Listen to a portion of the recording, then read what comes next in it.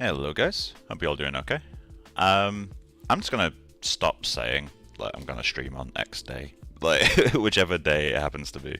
Yeah, sorry I haven't streamed this week.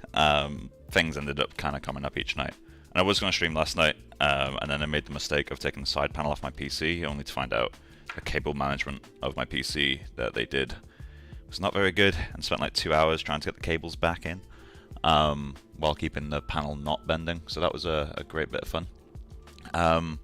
But yeah, I am starting the process of getting a new workstation. So I've bought a GPU now, and I just need to buy all the other parts. It's gonna cost me a few thousand, but it'll be worth it. We'll get a decent performance bump, especially with the GPU. Maybe next projects we'll do something GPU bound, like Redshift or real time. But yeah, anyway, so I'm going to... today will be a fairly short stream, just because, as far as I'm aware, I'm trying to get confirmation on time, but we have group plans for like 1 o'clock, and right now it's 10, so probably about 2.5 hours worth of streaming before I head out. So we're going to do something that we can kind of... It's not a quick win by any stretch, but like I kind of need to work on something like the hands, so that's what we're going to do. I am going to get some ref. We'll spend a little bit of time on that, but because we don't currently have anything specific to the hands.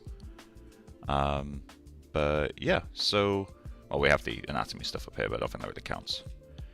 But yeah, we'll get going on that. If you have any questions, as always, feel free to ask. I'm just going to quickly search male hands, and we're just gonna do some ref hunting.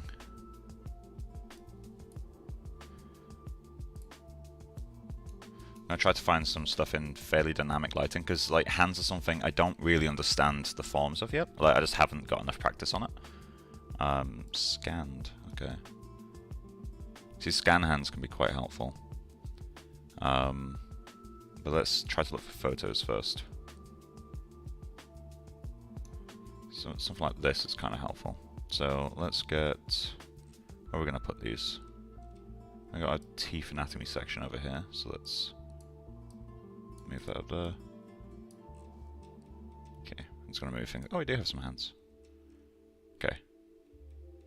I'll try to get some more, because I don't think they're very good, ref-wise. Right, so I think this one is kind of helpful in a few ways, so let's drag that over. It's a big boy. What else do we have? It's kind of helpful for the area around the nails. Hey, Henry.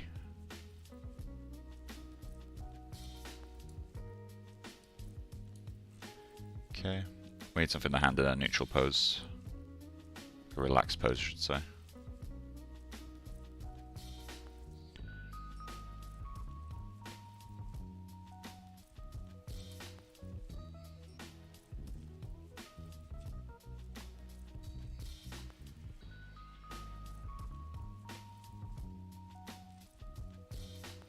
See.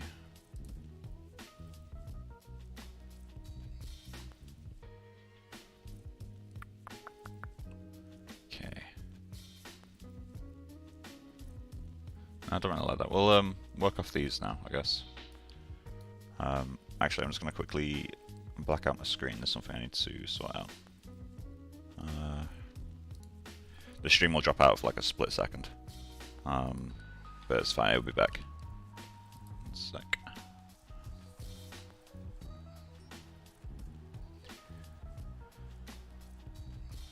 Where are you?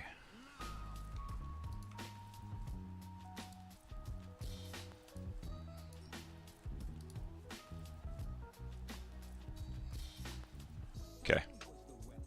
But 8 anyway. Body clock is a little bit too strong sometimes. But yeah, how about you? Okay, the nails are too wide, aren't they? Now let's relax the topology first. Okay, I'm going to do that.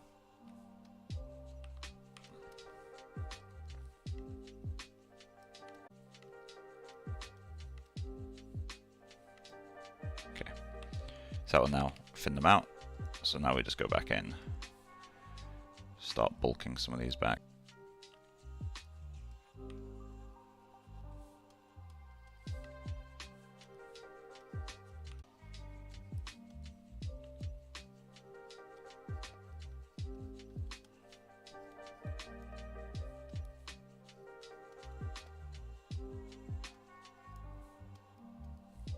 I get some scans actually. I can't do a terribly long stream today, so I'm just going to work on the fingers and stuff. But oh, sorry, the hands as a whole. This would be 2018. There we go.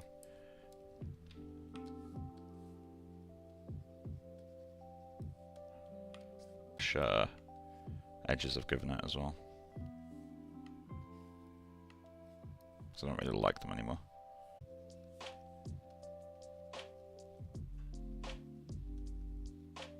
I'm gonna get some. I'm aware these are lumpy. Don't worry, I'll sort that out. Okay.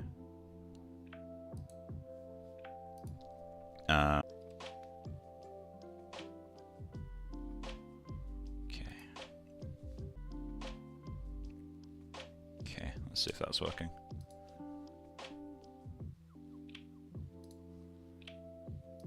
Is it back up now? Looks like it is.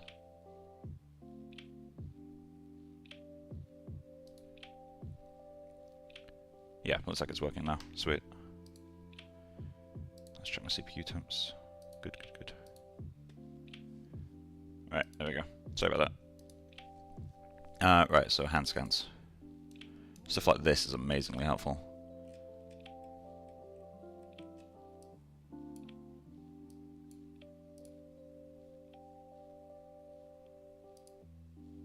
Okay, let's search for large images.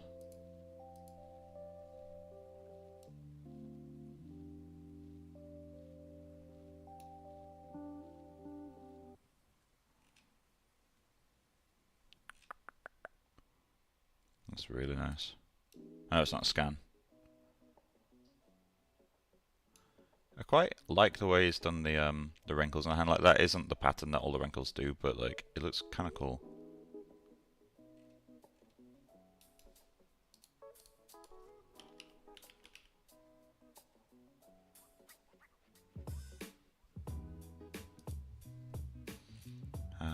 Let's see.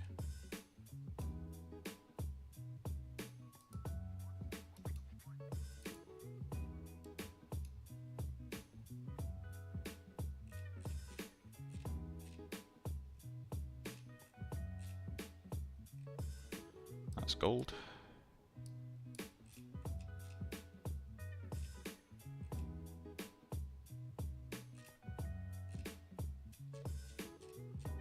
Okay, those will do for now. Well, I do need one of the back of the hand, don't I? Ah, never mind. Cool. God. So let's get some basic stuff going on here. Yeah, hate hands. I really suck at sculpting them.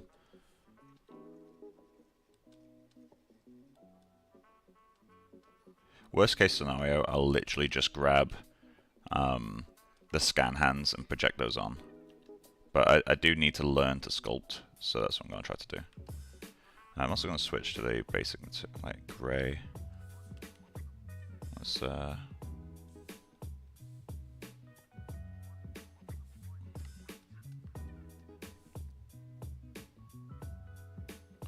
little bit darker than that. There we go.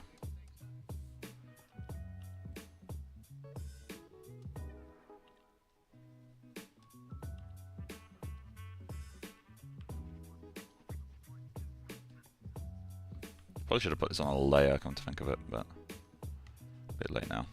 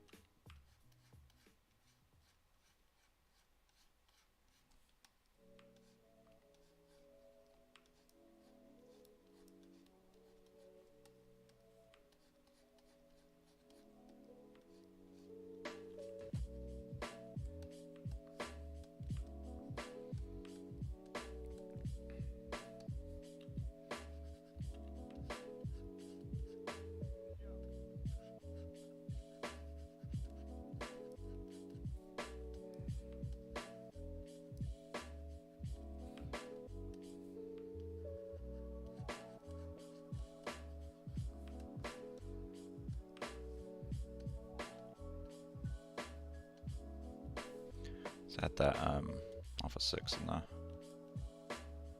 There we go.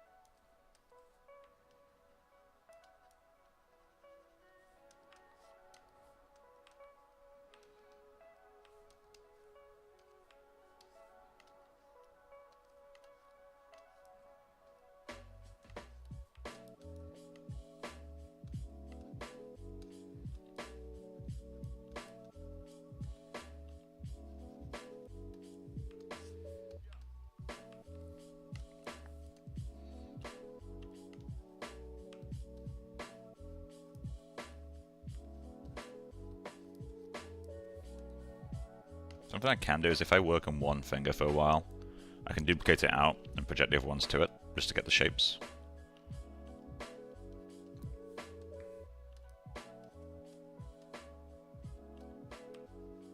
I do need to find a scan of the bottom part of the hand, don't I?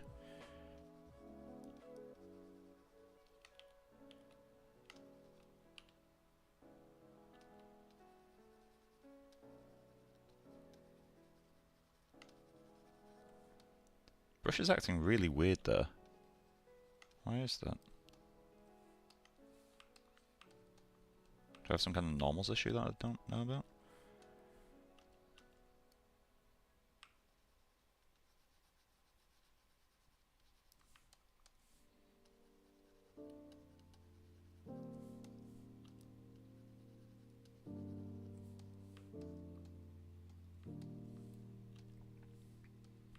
Okay, this thing here is interesting.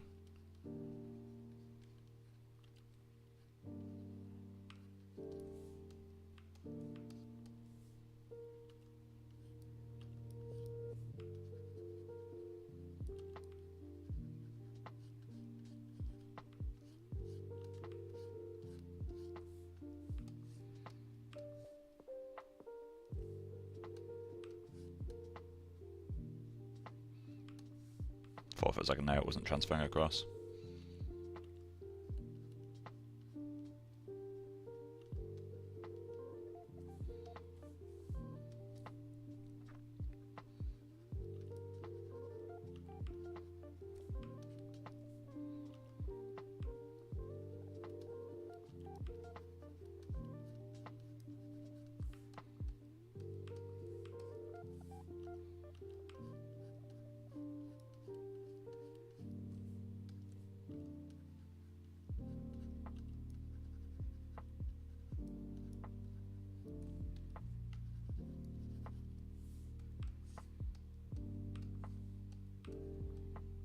This bit's a bit weird.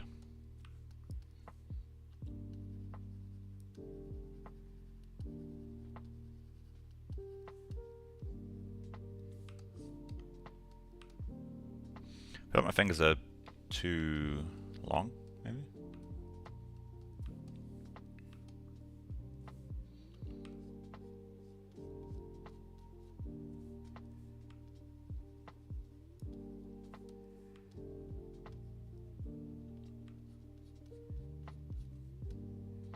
Okay, let's work on this one finger here.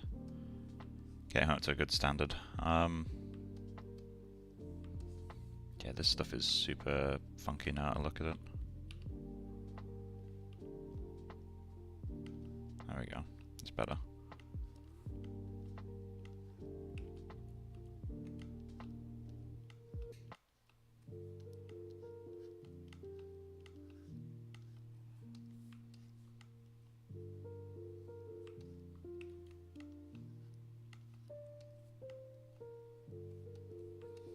Okay.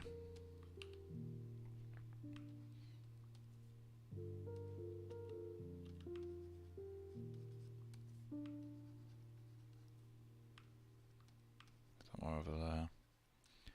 Run that back out.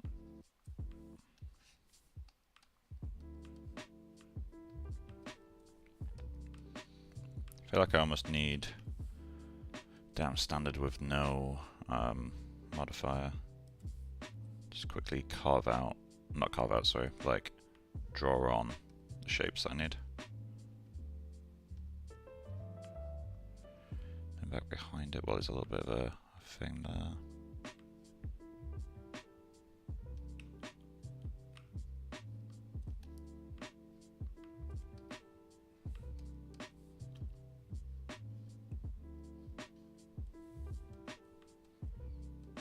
Okay. This helps me realize that this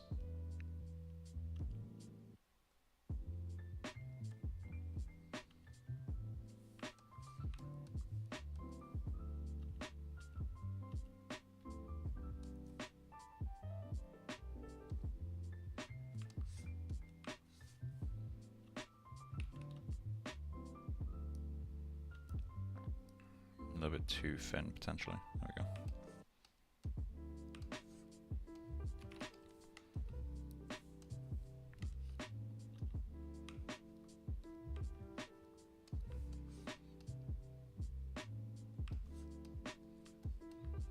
God damn, I hate sculpting hands.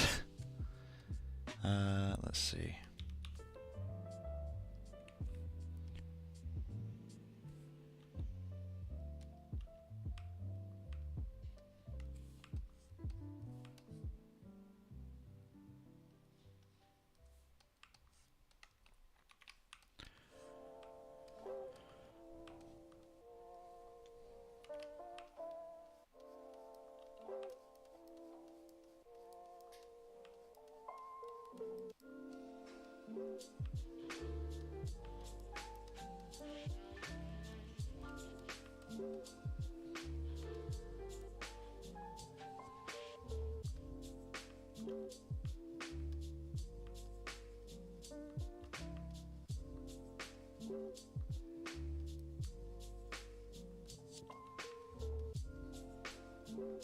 Is this practice? Everything's practice, really. But no, this is on Mona.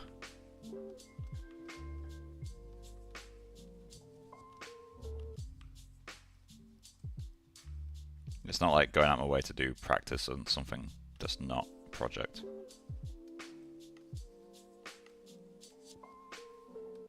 The teeth. Let me hide those before they distract me too much. Okay, let me show all of these, then hide the group it's in.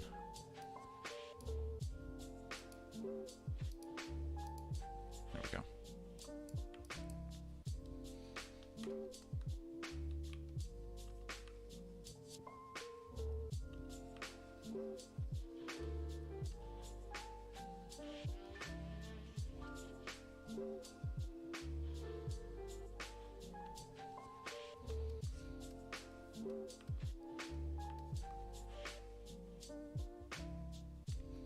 Actually, there's a little bit of a bump here.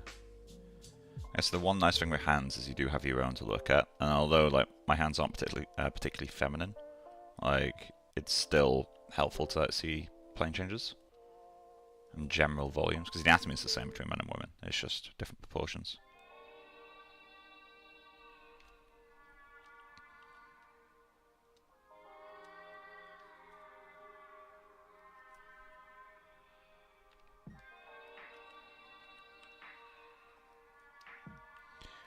It's so weird that it does this sometimes.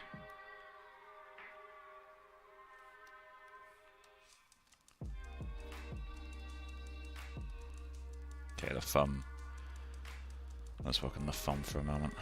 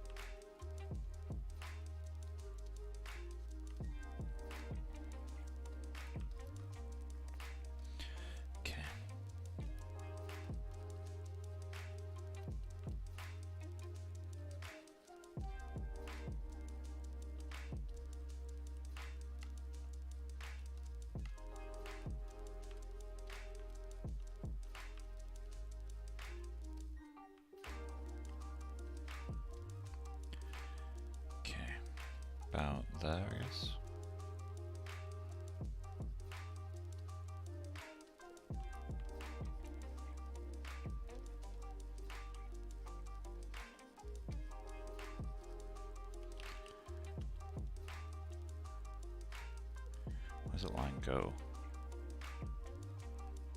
Okay. Terminates under there.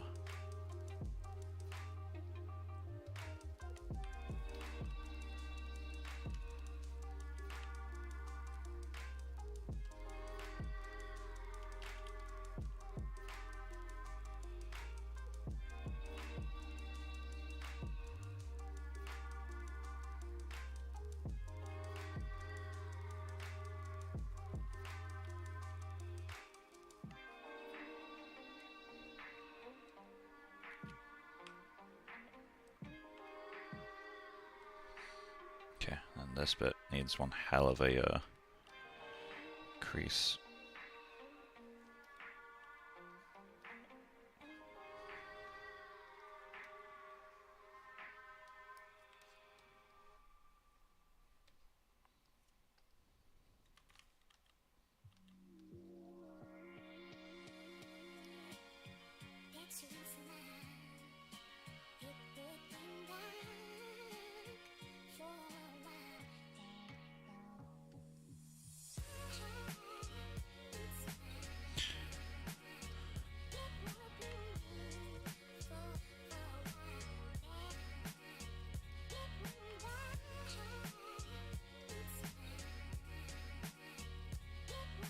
Okay, that'll do.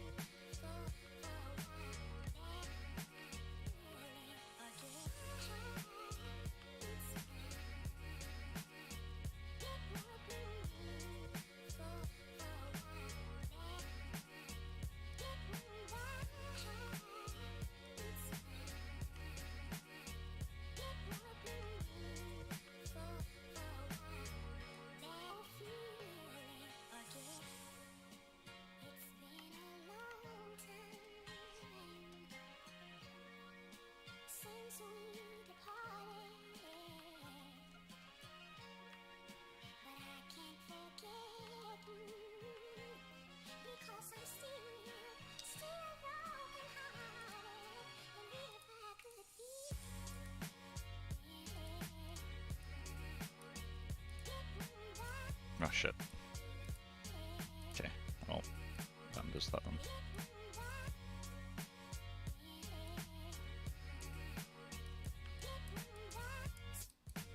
Okay, a little bit easy to see.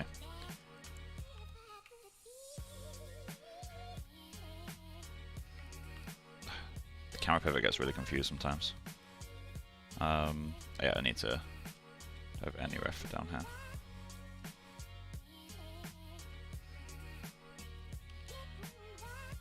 Just sketch out the general line.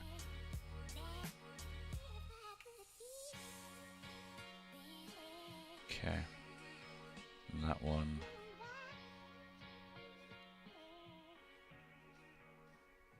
Okay, then we have the one that actually wraps around.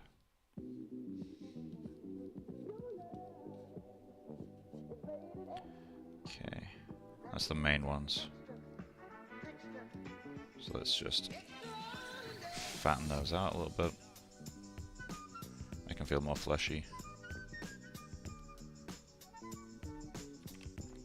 Cool. And just fill them out a little bit like that. This is super strange. What even is that? In fact, my bottom of the fingers is connected weirdly. Let's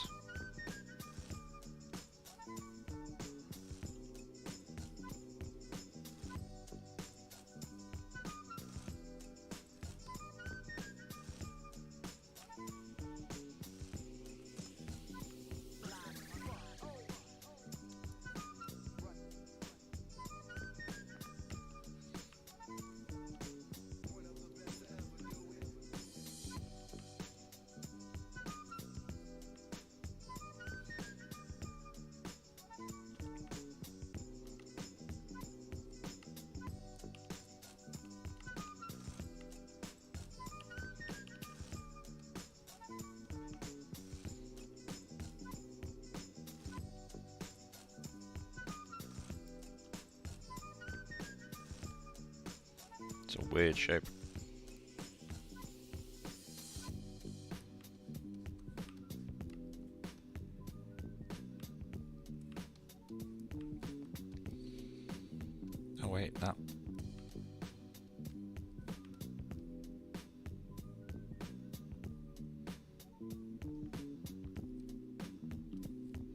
Yeah, what the hell is this shape actually that's sculpted? Oh, it's because my thumb was at a more, like, rounded angle.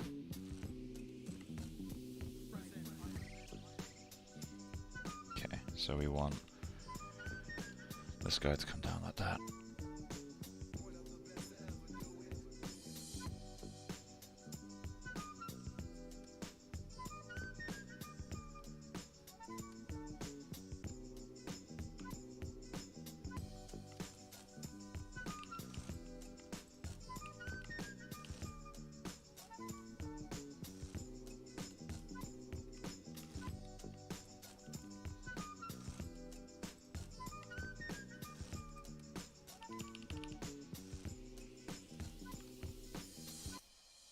Hey, JS.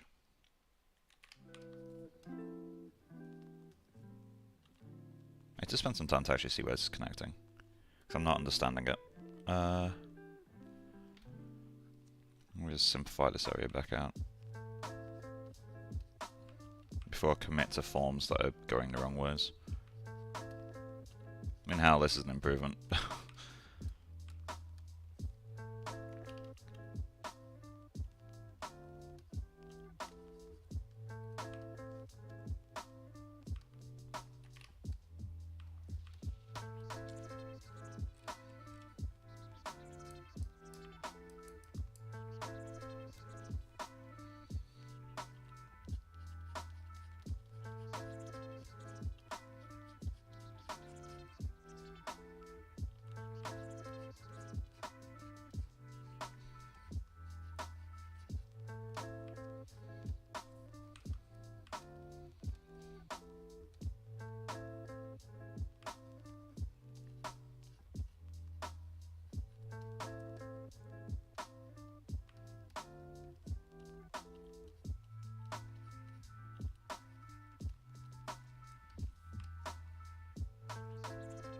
I'm gonna save manually, actually.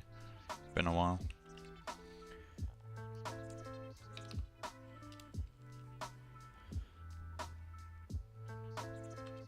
Okay.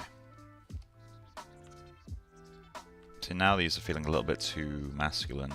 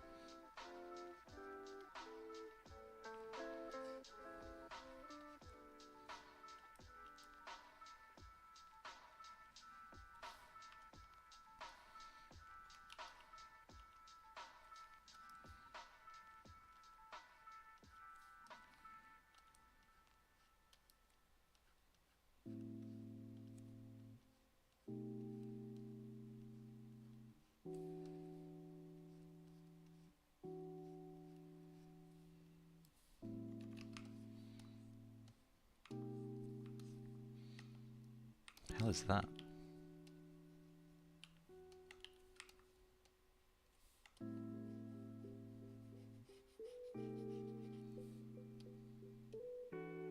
Weird, but okay.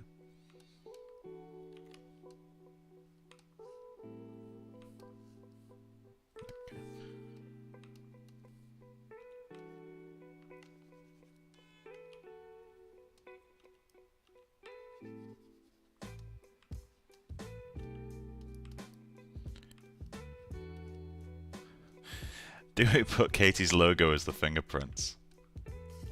Like, give her these little swirls on each finger. I feel like we can do that, actually. Not now, obviously. We're way too early for that sort of stuff, but...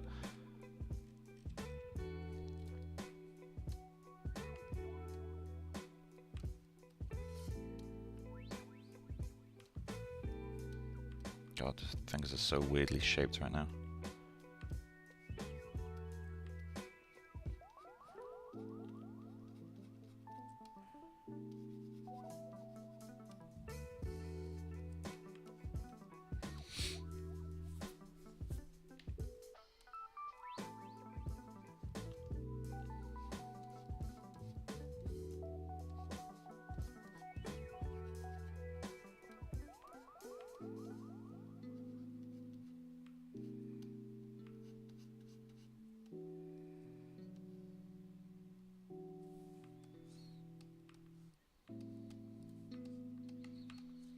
nails too wide? I feel like they are.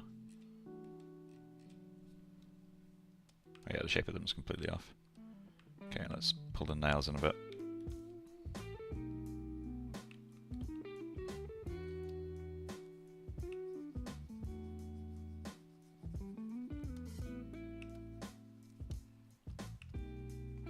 Also not arched enough by those things. In fact, why are we at this resolution? Wrong button.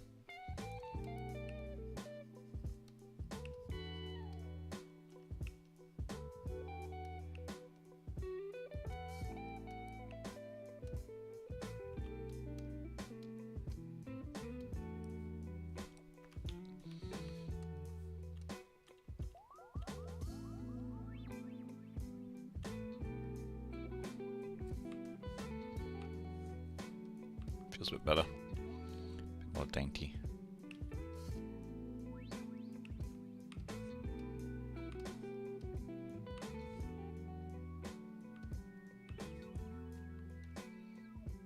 Can I...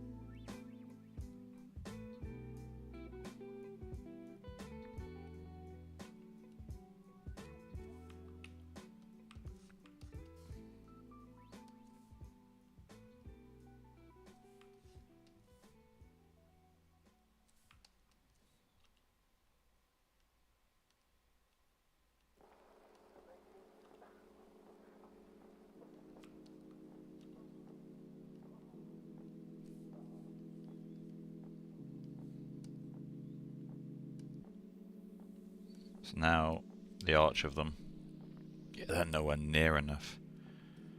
How's best to do this then? Oh, I have a question. In production, should we detach nails from the hand or retap on nails for the hand? Depends on the needs of the shot. For the average character, just model them in. Like, don't do a separate geometry for them. It's really not necessary. But if you have like a shot, like if you got like a quite a gruesome show, where you might need the nails to detach, as much as I hate to say it, then yes, you'd need to model it separate. It depends on how close you need to copy it. Alright, okay, so how are we gonna do the roundness of these? Like, do we just sculpt it like that? Because then we're gonna start getting too much roundness up there.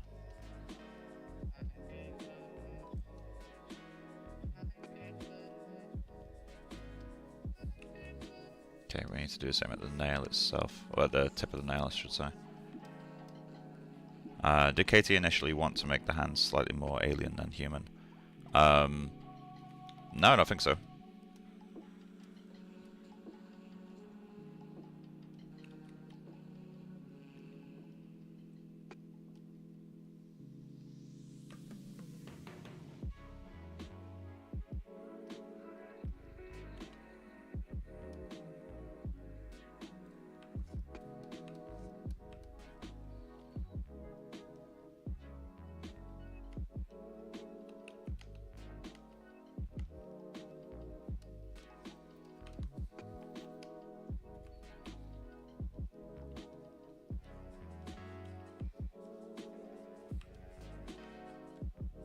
It feels better.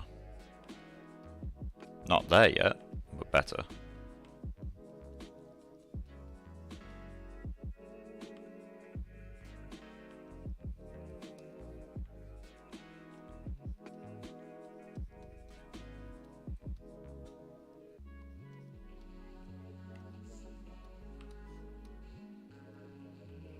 Yeah, it's better. We need to dig this back in.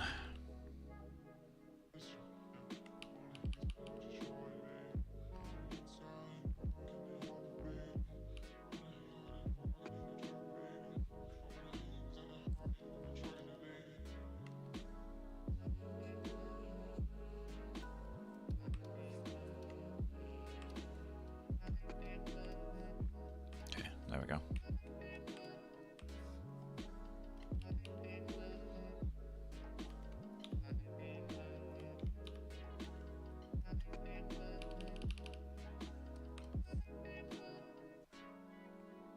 Feels much better.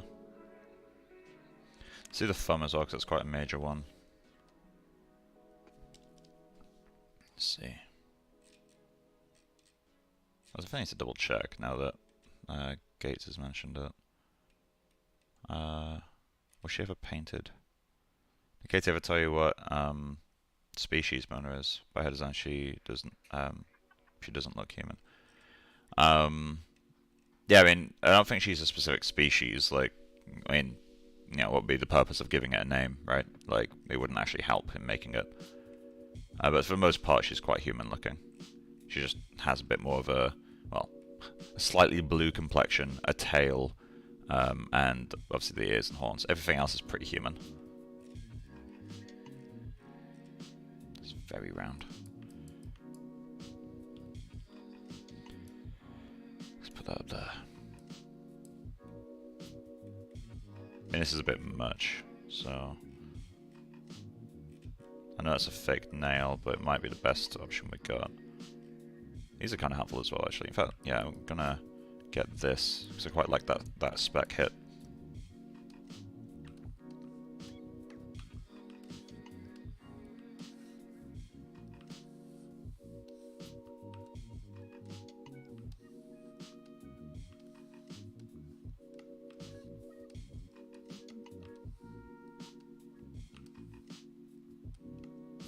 God, please just focus on that one fucking piece. Right, yeah.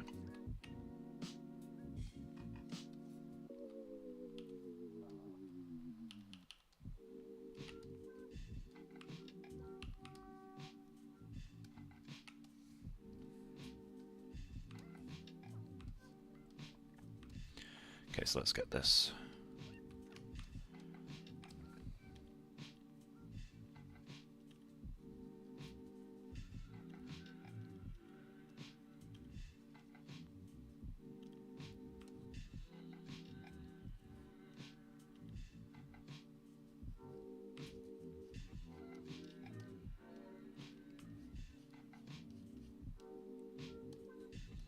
Just love the straightforward imagination of it. Yeah, it's a really nice concept. I like the design quite a lot. Like, it's familiar enough to like be enjoyable to make, but different enough to actually have some kind of identity to it. It's one of the reasons I wanted to work with Katie. Her designs have that kind of like really nice in between. Like, they're not so out there that it's just a concept artist stretching for no reason. But it's not generic. Like, it obviously like pulls quite a lot from generic creature elements. Like, the ears are pretty. The ears are pretty like, the shape-wise, it's kind of a somewhat common shape, minus the stuff on the ends. But that's just because, like, you know, you do need to draw from reality when you're doing creatures. There we go.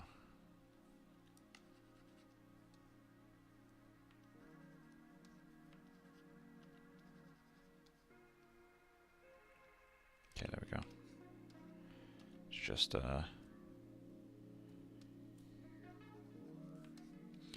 see, what I need to do now is get the top of that finger to roll out more, which means I need to mask. Let's go to low poly. I need to mask these guys.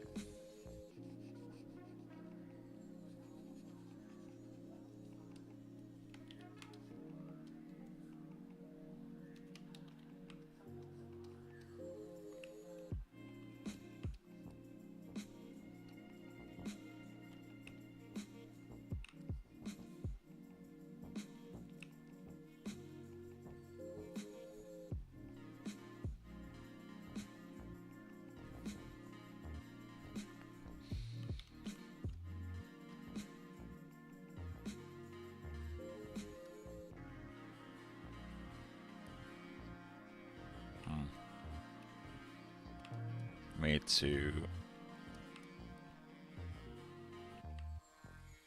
get that guy.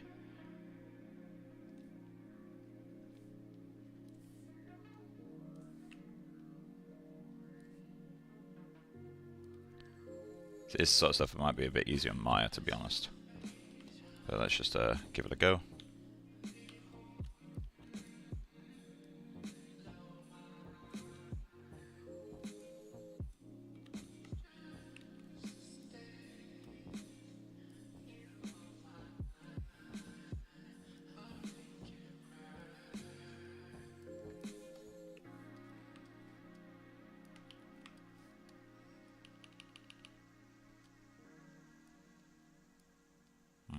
That doesn't quite work.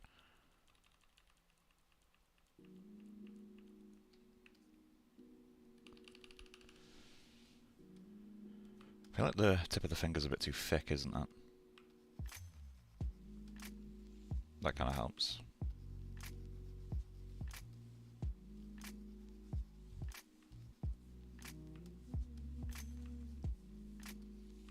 Anyway, back to the thumb.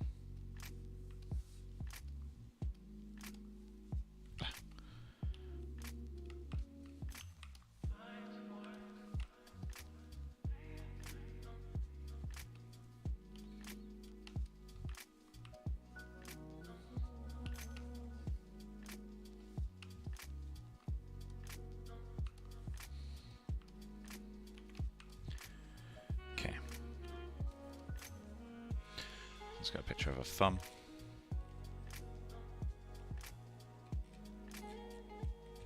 Ideally one that's not at too much of an angle. That'll do.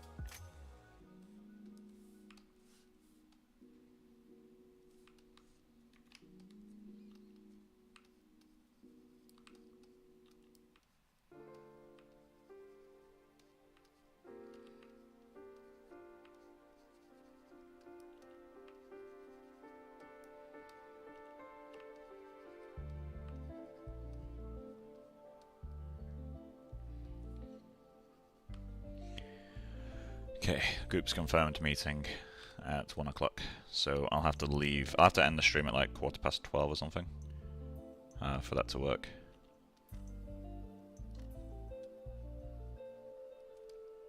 I mean, I'm already dressed, I literally just need to end the stream, run out and grab a metro, but I'll probably stream again later tonight depending on what time I get home.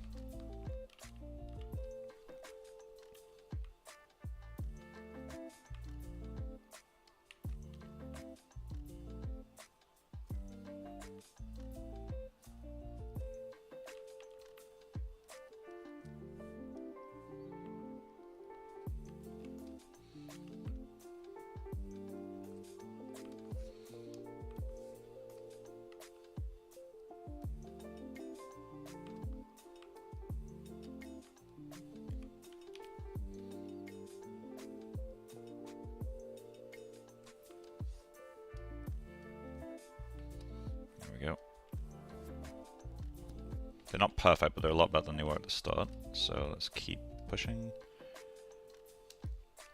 Okay, we need to continue to work on the thumbs. I don't know why I went over here. Okay, so there's clearly some kind of divot thing that happens there. Let's round that out.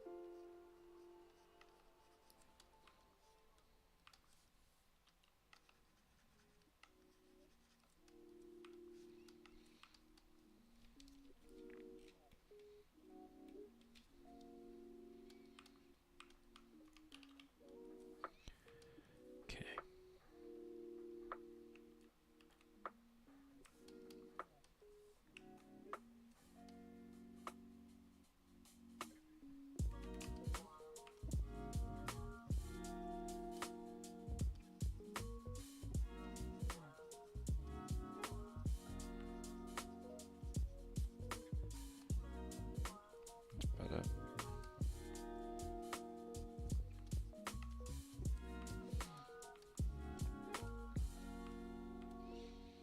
Okay. So we need to get a nice big round shape this way. This guy's kind of goes straight up. That. Then on the outside has this shape. So round out that corner.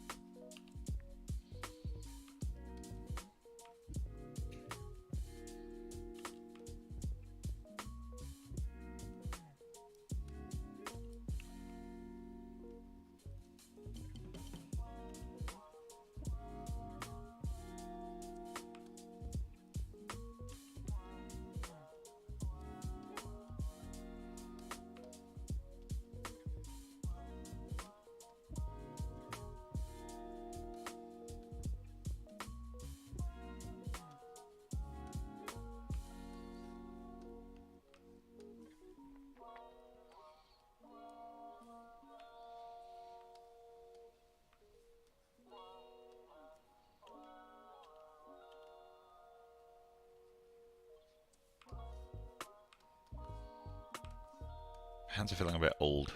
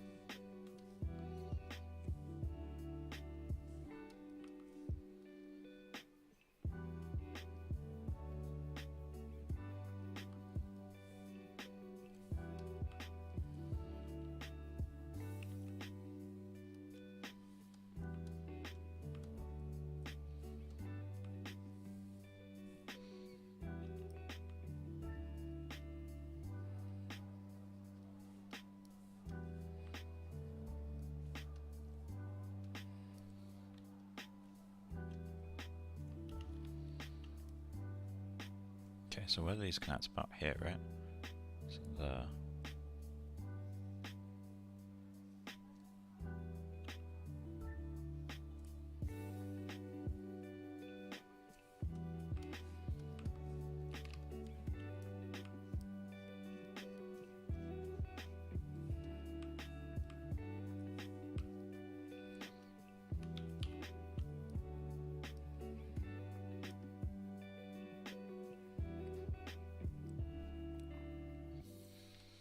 Okay, this area feels very strange now. I'm wondering, does that need to come out a bit more?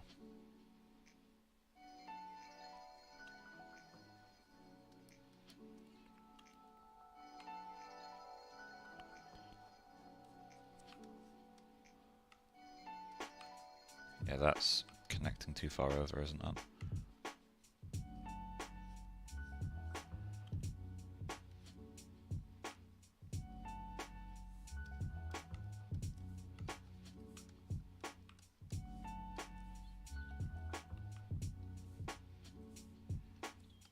Okay, so this shape is kind of interesting.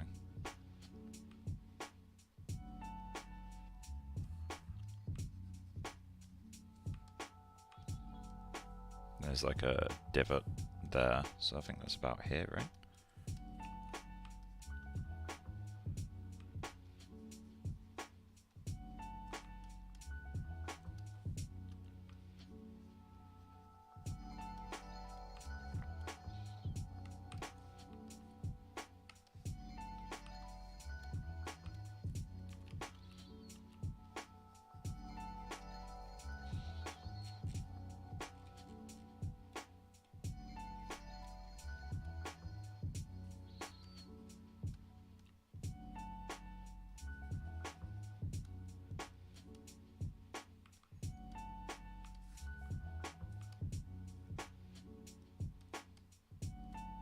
Wait, after all this time, is that how the fucking pivot works?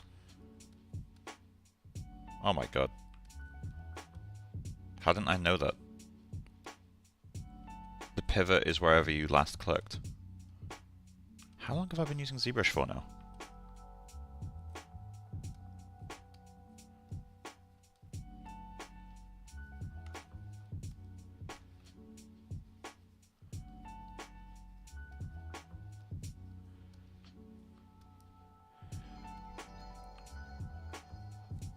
That makes everything a lot easier, but my god, I wish I knew it way earlier. Okay, so now we need to start getting all this shit sorted.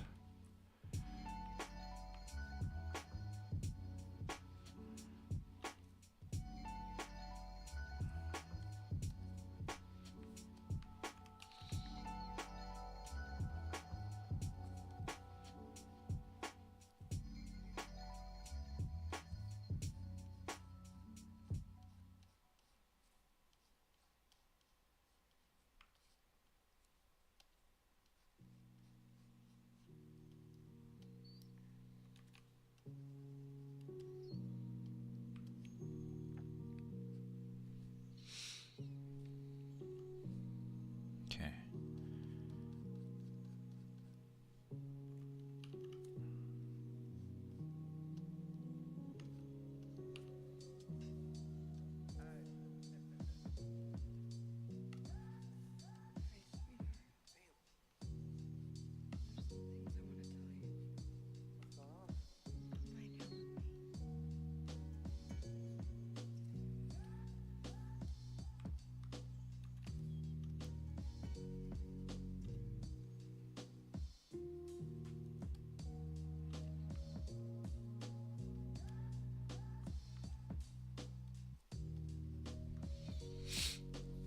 Let's quickly check.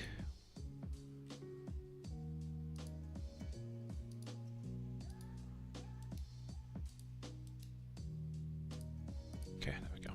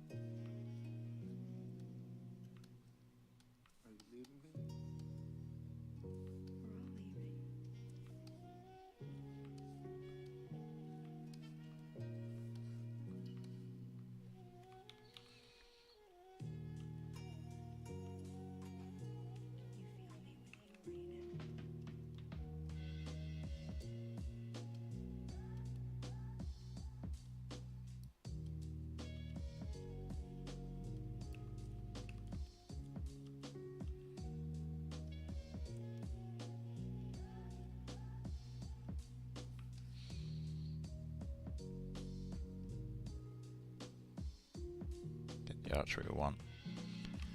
And then even out the rest of the nail.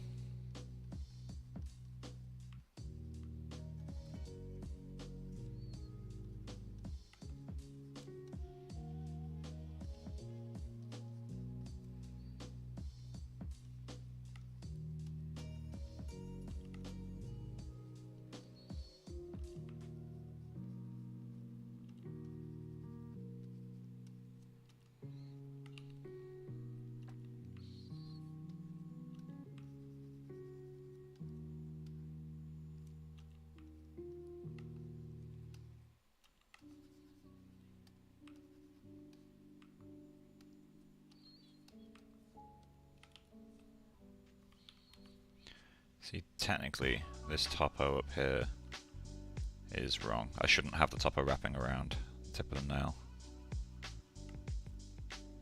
But it's kind of too late to change that stuff now. And the topo I have will still support the shape, it just needs a bit more manual sculpting as a result. That's one of the things that's like quite often overlooked actually when people are learning topo, is like topo can kind of help to topo can kind of help you like establish forms in a way that sculpting can't. What would you rate the difficulty of hands 1 out of 10? I'm not really sure how to answer that question. They're really hard, but like, what's a 10? What's a 1?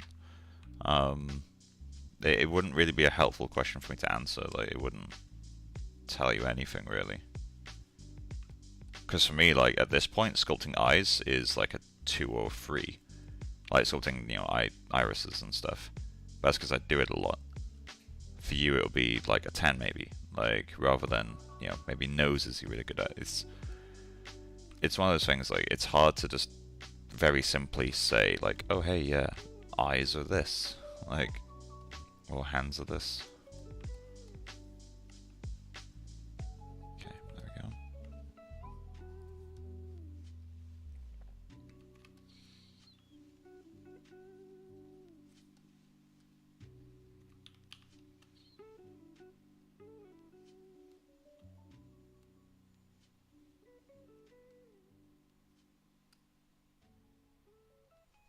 Okay, I get messages. That's just LinkedIn. No big deal. I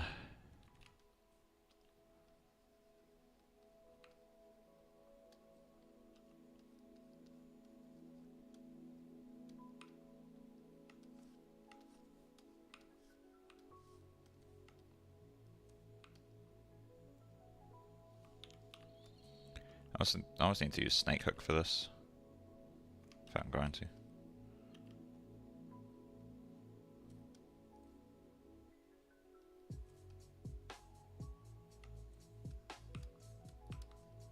Oh, hello. Love that.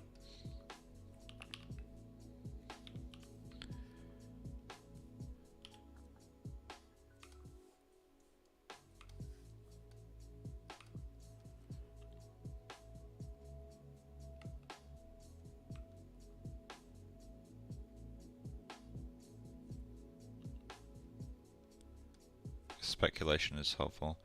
I guess it can be, but like, you don't know what you'll find easy until you just do it. Like, I wouldn't overthink things too much. Think more scale. Like, no, I guess speculation can be helpful, like as you said, but like initially, but like, it's more important to think about how long something should take. So like, hey, you know, if you do a single character, it will take a while, depending on how long you want to spend. Like, I could have done this character in a week, or I can spend months, like I'm going to. Like, but if you were saying, hey, I'm going to do 3 characters and one of them transforms into a werewolf and it happens on camera and like all this other shit, then you're going to have a bad time. So whenever you're planning a project, keep it simple. And my word of advice to people like trying to decide projects and stuff, if you just want to get into industry and like VFX, and you're not really care like whether you do characters and stuff like that, just do props. Do really nice props. And it demonstrates a lot of skills, and when you start in the industry, you're not doing characters right away unless you join that team. You're normally doing props, like if you're a modeler and stuff. Obviously you can do characters, but it's not necessarily guaranteed.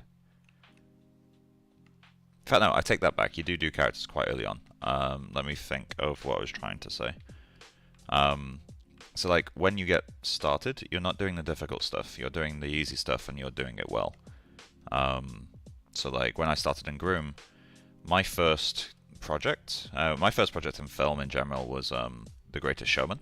So it's a musical with I was about to say Jack Nicholson, Hugh Jackman, and Zac Efron and Zendaya, I think.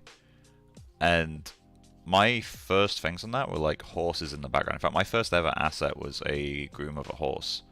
But it's like, it's only needed for some background shots. You do actually see it in the film, which I was quite happy with. But yeah, like, you don't do the hard stuff right away. It's just not how the industry works. So if you want to get into the industry, do what they'll give you. Do easy work and do it really, really well. And that will kind of prove to them, hey, like, I'm ready for the work that you want to give me. That's the way I tend to think of it. Granted, that's just one opinion. There's plenty of people who will disagree with that, I'm sure.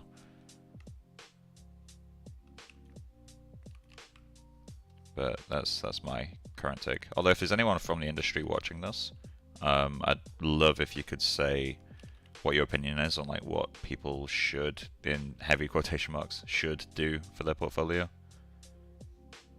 I guess the overriding thing is do what you're good at. Like, if you're not good at props, but you are good at characters, do characters. But like, if you're kind of not sure what you're good at yet, do some props. And I think that'll benefit you more.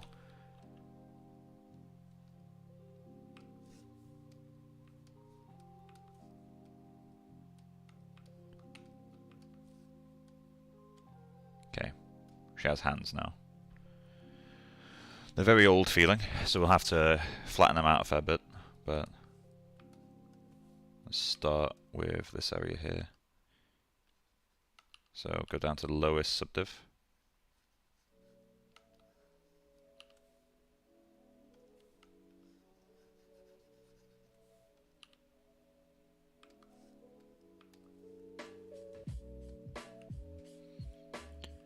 Okay, let's go.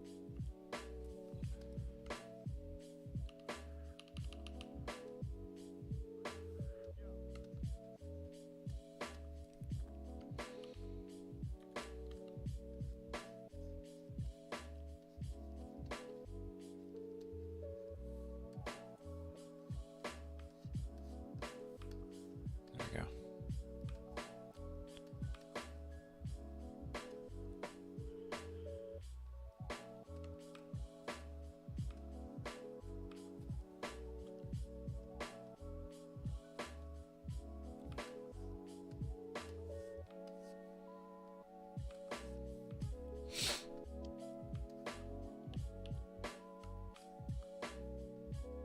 Okay, is there anything else I want to work on while I'm here?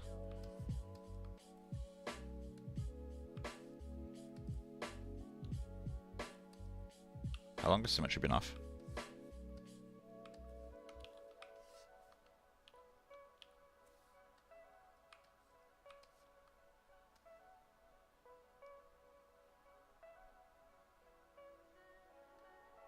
Okay, let's do a smart resum. As far as I'm aware, it doesn't change your vert order. Save over this because it's been a while. Wait, 05?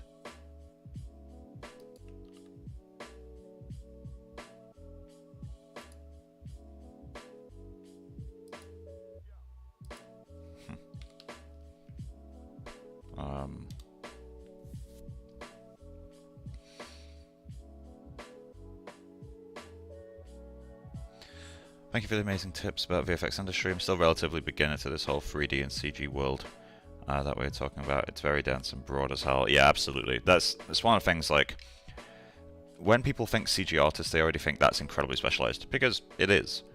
But they have no idea.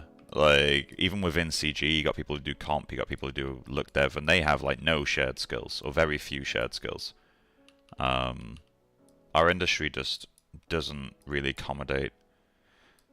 In fact, I'm going to take a chance and assume that this is actually still symmetrical. I can't do mirror and weld because that fucks up my... In fact, no, we'll just do smart resum. Fuck it. Deformation. Smart resum.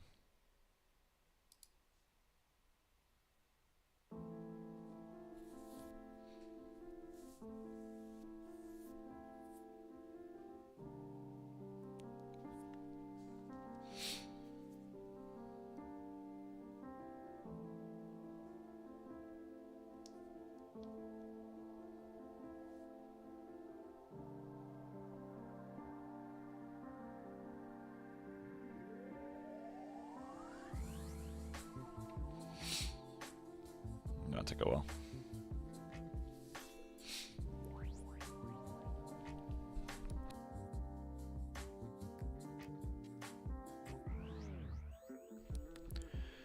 Yeah, the key thing about the CG industry, though, like when you're working towards it, is it does take time to get into. For me personally, I did 5 years of full-time education. I did 2 years at a college, which is run by a guy called Andrew King. Shout out to him, huge amount of respect for the way he taught. And then went to Bournemouth, did 3 years there. And what do I call it? Yeah, so 5 years of full-time education. I probably could have got a job after about 3 years of that, but it would have been quite a low-end job. It would have been a tiny studio that's kind of new to CG, doesn't have much established work. And then, well, this is back then. I don't know how it would go now, but there's more tutorials now. Anyway, I'm getting off topic. But yeah, the key thing is that you kind of don't get too intimidated by it. Just keep working away, and eventually you'll get into the industry. It just takes time. Nail is so asymmetrical.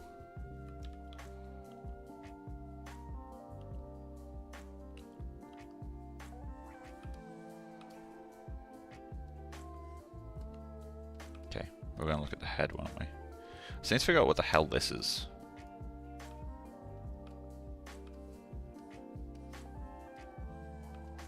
I'm gonna even out this area a little bit.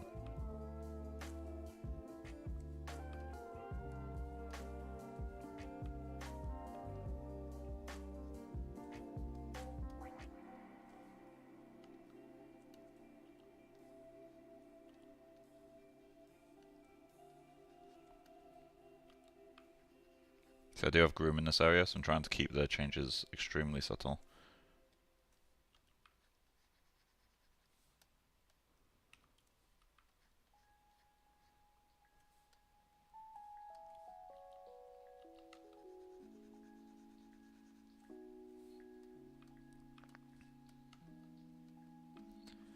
Okay, let's deepen up that a little bit.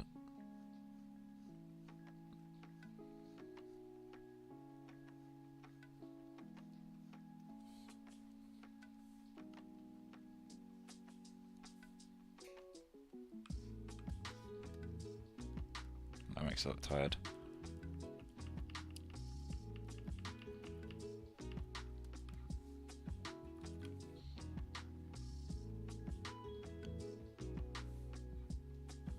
Oh, hello. There we go.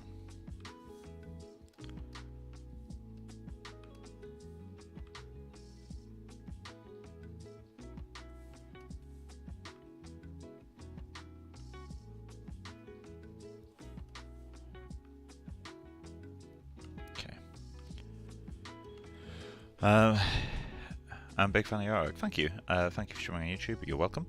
I appreciate, but can character artists have any opportunity to land in big VFX studios? Character artist generalist when there are separate departments. So it's rare. It can happen, but normally you're not hired into like the modeling department or something. You're hired as like a specific person.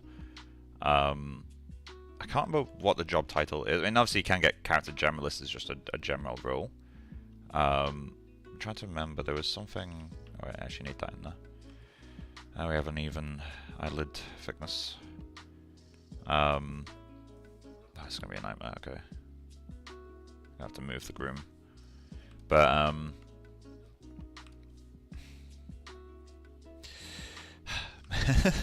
sorry. Yeah, you can get roles as as character generalists. They are quite rare, just because the thing to remember is it's not about the quality, it's also about the time. To get a character to be like legitimately industry standard takes a long time. And when I say industry standard, I mean like when you got like main characters and stuff. Like it just has to take a long time. You got all the different rounds and that sort of shit. So the reason a lot of studios don't really do character generalists, at least in big VFX, is because it will take you a few months to model, then it will take you like a month for something to texture, then it will take you like a month to groom, then it will take you a month to look dev. So in the end, you end up with like 6 months of continuous work with one person, assuming things don't break and have to go back on it. Whereas when you have the specialized teams, you have one guy, let's say me, doing groom, you have someone else doing the model, someone else doing the textures, so you can all work side by side. So although the total amount of work is still, you know, months and months and months and months, it happens in 1 month. Like, it happens way, way quicker.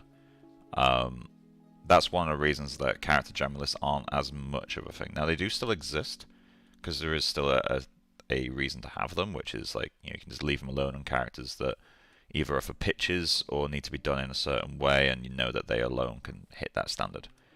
But it's not something you see very often.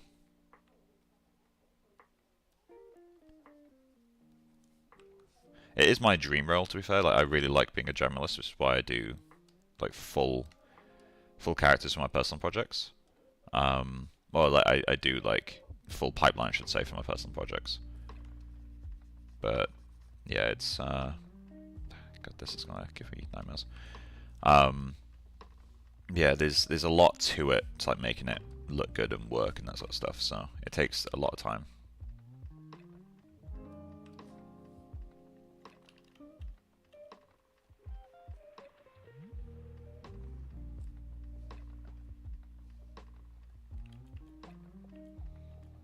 I just figure out how I'm going to skin detail this.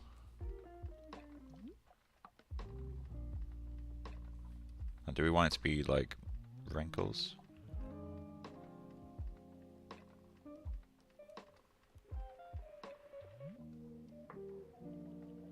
That kind of determination. I just need to figure out how I'm going to colour it in.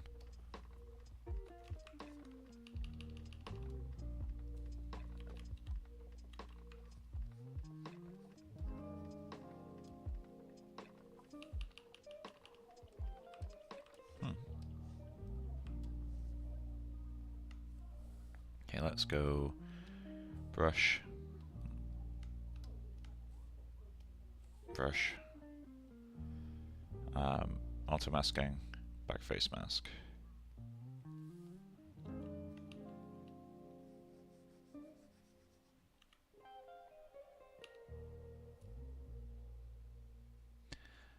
How many subdivisions did you add from the retopology?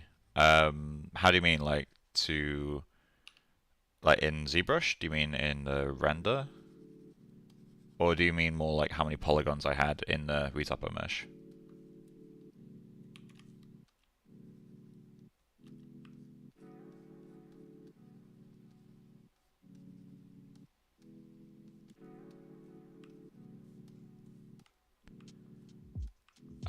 I had back face masking. Come on then.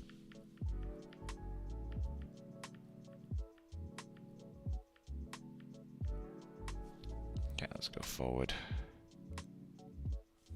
There we go. I'm just going to select the smooth brush then. Smooth. That's fine. In fact, no, be smooth, alt will work better. That's fine. Wait, no, I just want.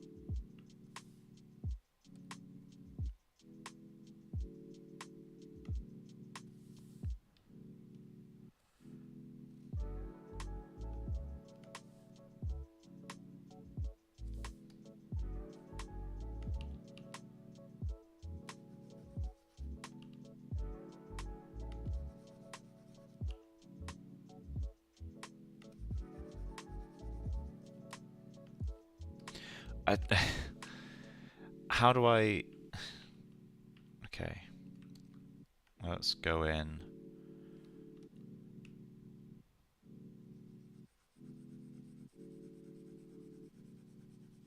fact, better way to do it. Mask on this side.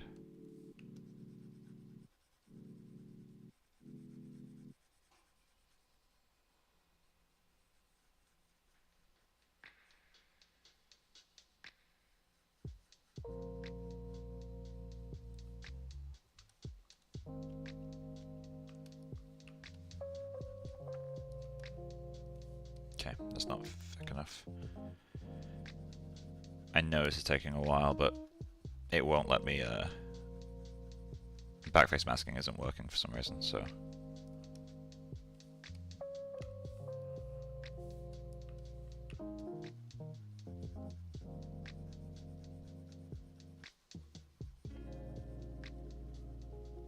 If I use a bigger brush, it will go through the. I don't know why backface masking isn't working though.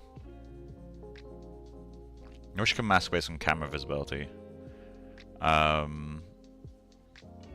ZBrush in general. So I think ZBrush is currently at 6 subdivisions. I'll check once I've done this. In fact, I can check right now. 5 subdivisions. So I'm going from, I think it's 60 to 70,000 polygons up to 16 million.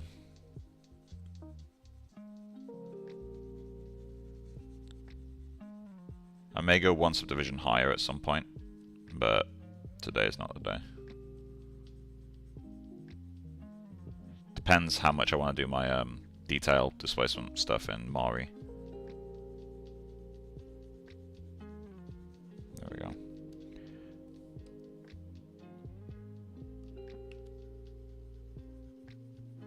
Let's get that back in.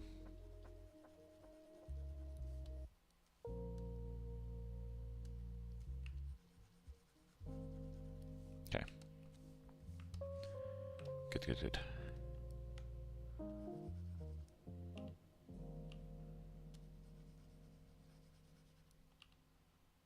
In fact, yeah, I didn't do that, the low res. Ugh, I'm an idiot.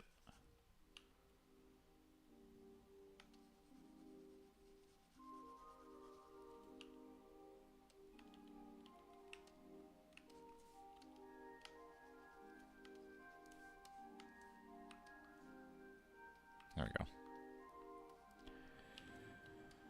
So, we have everything there. Let's save our scene.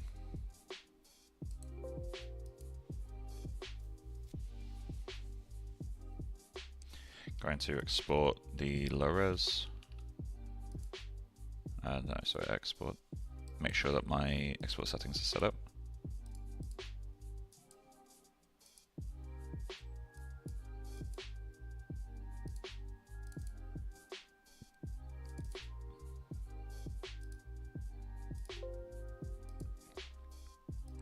Okay, that's that done. And now let's get into Z plugin.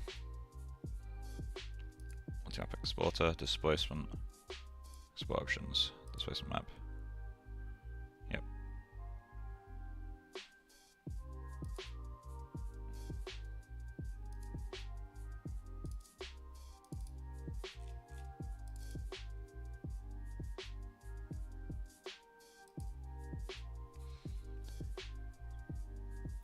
Okay.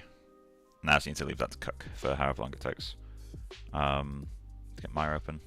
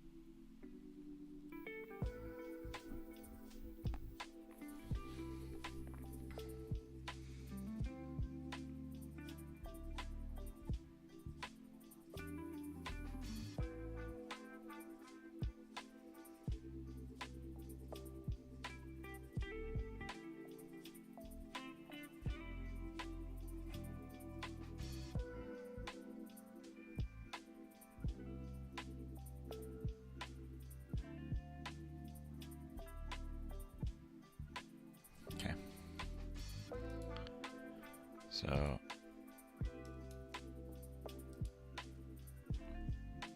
let's go to modeling, Maya, scenes.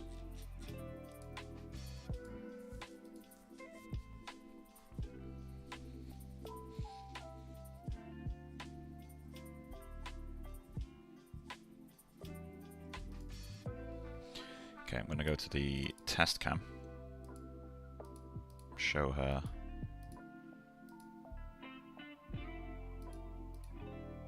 Okay.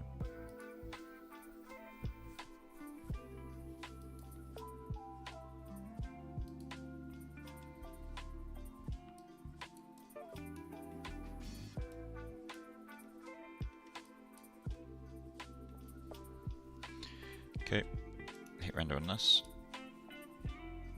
Then I'm going to close that.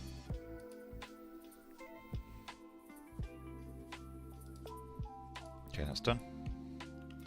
Save.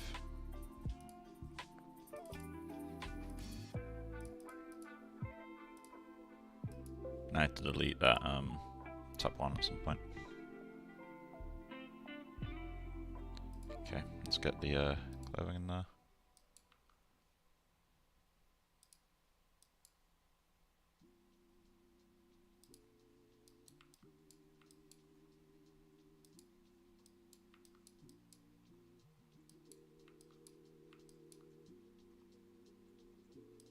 The hand's too small. There's something about the thumb that's throwing me off right now. Let's change our lighting as well.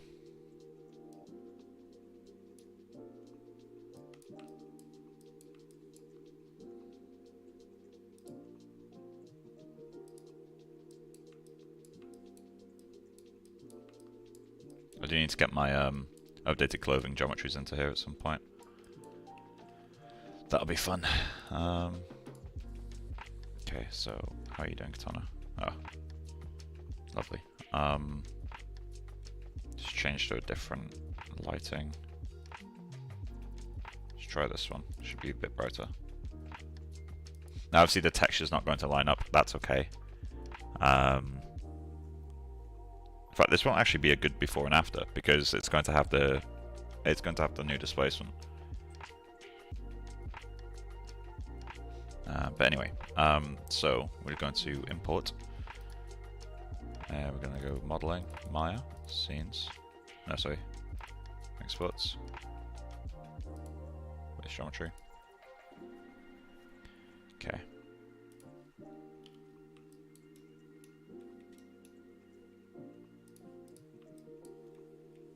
Yeah, it looks a lot better.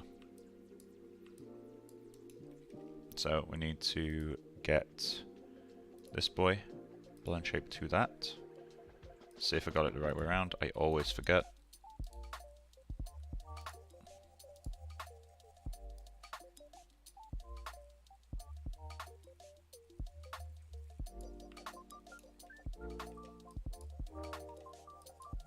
Nope, got it wrong. So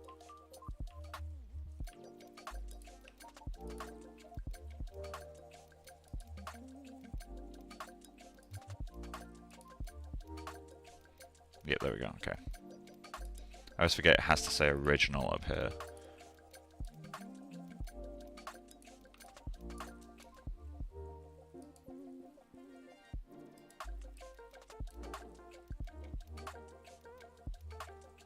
That's what we've done today.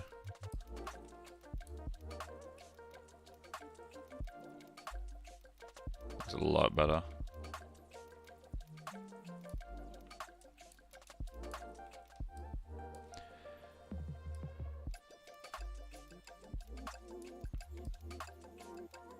Okay, so we've got that maxed out. Good, good, good. Show. Gonna delete this guy. Yep, that's the one. Let's get into Katana. God, are none of these bright enough? Can use this one maybe. I wanna see what it looks like pre-changes, and then we have to do some texturing. I'm not gonna do it today because I do need to leave in about half an hour. It's not worth opening Mari to do half an hour work. Although, again, depending on what time I get home tonight, I'll do some streaming. I might also go buy a computer case, but we'll see. I'm hoping to buy all the components like in the next, like, at very latest, the next month. Because all I have right now is a GPU. It's just sat there doing nothing. It doesn't quite fit in my current setup, so I just have to leave it there. It's close. It's really close, but it doesn't quite fit. So, Bit annoying.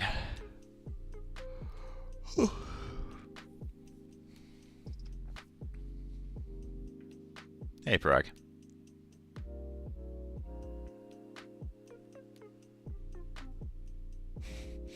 Yeah, the textures don't line up, but that's fine. We knew that would happen. I don't know if we can flush caches like mid-render. Let's see. Okay, then let's get Maya. So that's all this stuff.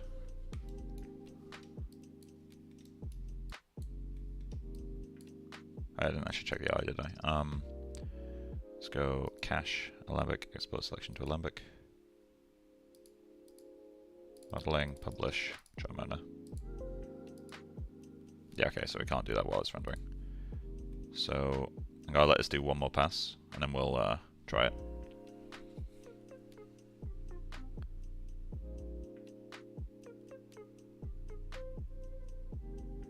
And yeah, at some point we'll have to do another pass on the wrap to get the textures to line up a bit closer, and then I'll hand paint whatever I need to, like project, I mean.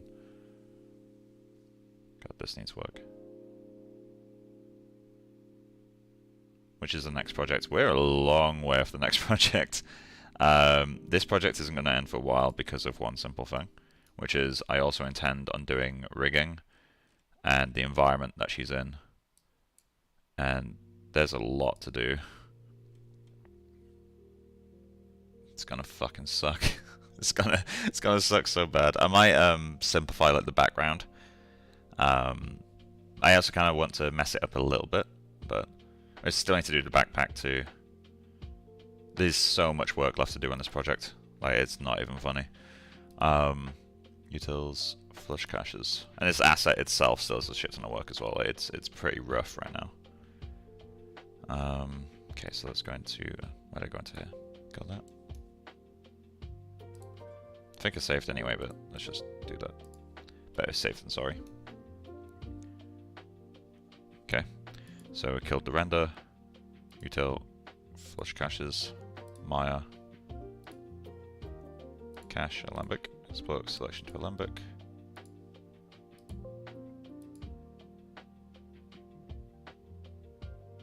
Okay, and just render again.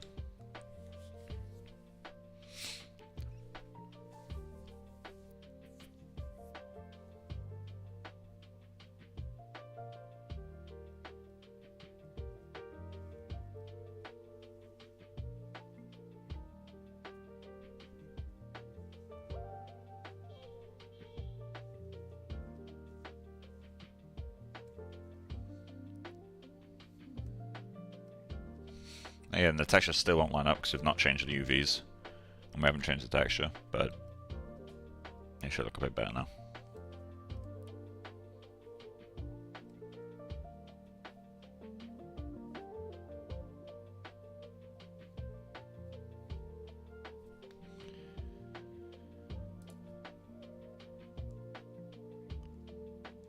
Looks a lot more natural.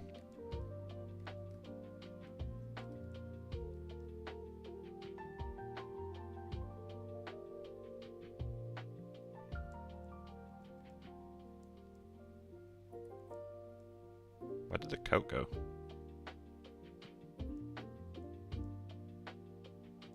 Oh yeah, I changed its name, didn't I?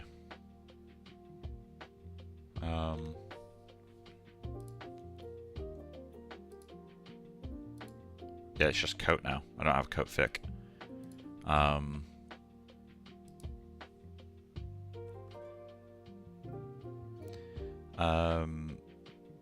I just want to become an artist like you. Thank you. Do you have any advice? So, hey Vishal, how you doing? I'm doing well, thank you. So Parag, so advice to kind of get to like the state that I'm at, and that's not me saying like, oh, I'm at the top, because I'm really not. But the path that I've taken isn't necessarily the most like efficient, but I spent a lot of time in the early days kind of wanting to do everything. So I mean, I still do, but like when I was learning all this stuff, I went through phases of like, you know, trying to do animation, which to be fair, animation is a misfire completely. It doesn't help me at all. but like I bounced between disciplines. Like I was specializing in modeling for a while, then I specialized in look dev for a while, and I specialized in groom for a while, and kind of got really deep into each one as I went. Um, and then over time, that built a generalist skill set. I don't think that's the best way to do things, but it is the way I did it. So I just need to. Where's the prune? What's that? Yeah, coat. So go to that. But yeah, so we can delete that guy. But yeah, so I'm trying to think what would be the best way to grow in this area. It depends on what you're able to do, obviously, like in terms of time commitment. Like I don't know how old you are, if you have a job, if you're in school, if you're doing CG school, if you're doing some other kind of school. I don't know.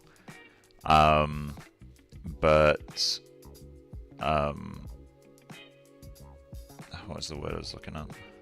Or looking for? It's best just to kind of throw yourself into everything a little bit. If you want to do specifically what I do, which is generalism on characters and all that sort of stuff. Really dive into projects. You know, spend time on them. The biggest bit of advice I can give, and something I wish I could give younger me, is speed sculpts don't really mean shit. And I mean that in a nice way, I think. So speed sculpts are really fun. I did a lot of them, and you definitely learn a lot from speed sculpts, but you don't learn how to refine anything. Like you don't necessarily learn attention to detail the same way that you'd get if you actually just spent time making assets work. You know, I mean, you see the way I am with this project, right? Like, the hands are too early to call it refinement, but like I go back and forth on things constantly. It takes a lot of patience. It's taken a lot of time to learn that, but I think that's why my work is the way it is. Which again isn't trying to sound big-headed. Like, you know, people like my work, and I think it's because I spend so much time, really, you know, focusing on the details, hiding Easter eggs in my projects, adding tiny characters in the background, whatever it takes. Volley, hey, really cool character streams, thank you. I heard you mention that you wanted to make a YouTube video related to CGI. Are you still working on it? So I did a video like a few years ago of like extremely basic eyes. It's pre my current setup, but in terms of, I was going to do like a breakdown of my eye, but Outgang kind of made it so I don't have to do that. So I'll share the video. But I did a video with Outgang where she interviewed me. If you have an Outgang account, you can watch the entire interview, which is like 3 hours long or some shit. The real interview was like 4 hours, but we cut out a fair bit. I'll say she cut out a fair bit, because I ramble a lot. But we did this. I really hate I hate the video visually, just because, like, my god, I was in a rough state, and the camera angles at just the right angle to like point out my giant fucking tooth gap on my lower jaw. It's fantastic video, good look for me, you know. But the actual kind of breakdown of eyes, we went through quite a lot. So I didn't necessarily talk about the how, but I did talk about the why. Like, why do an eye in this way? And I also emphasized quite a lot that, you know, it's not necessarily, what's the word I'm looking for right now? It's not necessarily good to do eyes the way that I do them, because it is very intensive, but I think the results make it worth it. Okay, let's check. I did subtly tweak the eye region, so we'll check that as well.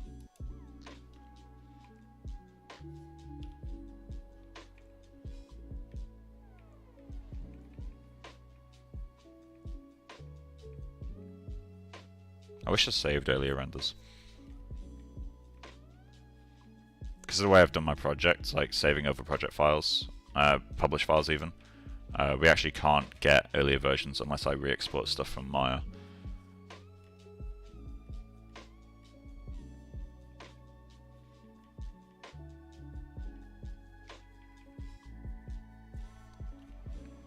yeah, we'll see how this renders. So I've got 15 minutes before I need to leave. So there's no point starting anything. So I guess in the meantime, if you guys have any questions, I can talk about like anything you want to know.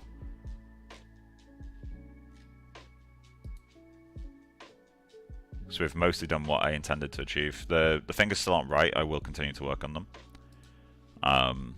But yeah, if you guys have any questions, let me know. Now's the time. How many years did you study eyes for? Did you study... I can't even read that word. Me, big dum dum.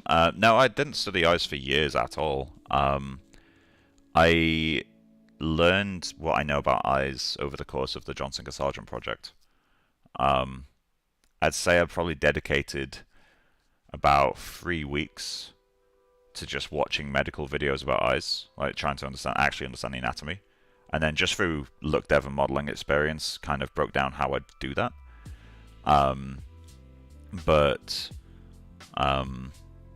It didn't take years, because again, like studying like actual medical stuff, CG doesn't need to mimic that. So I had a cutoff, like once, not once, like basically, once things didn't affect the way an eye looked, I stopped caring.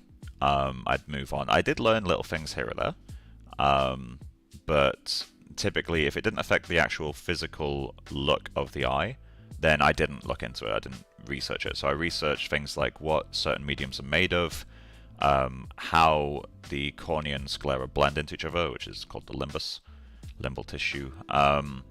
Learning things like the cornea has 0 blood vessels. Obviously that makes complete sense because you'd see them, but like learning like, okay, but where do blood vessels end? Like in an anatomical sense. Like just understanding the different cell structures gives you an idea as to how you should look at them. There's a lot of restrictions in CG, like there's a lot of things we can't really do in the way that it is in real life, just because we don't have that control. Things like the lens of the eye, it has a variable IOR.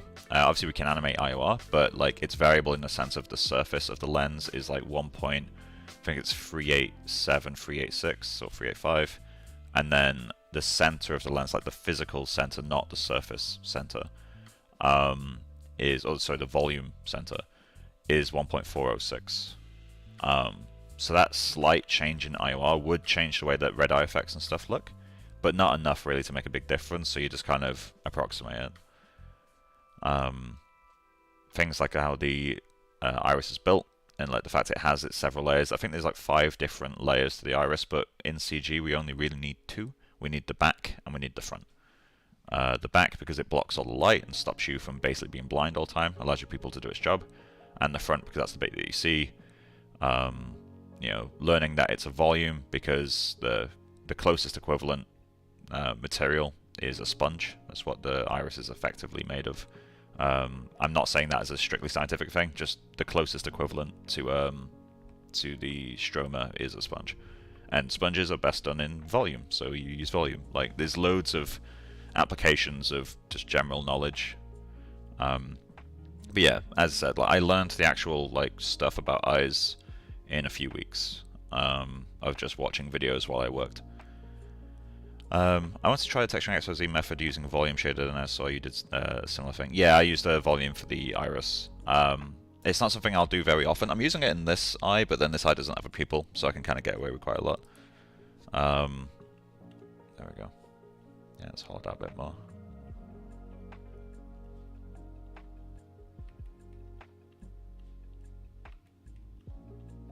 Gonna check on normals pass.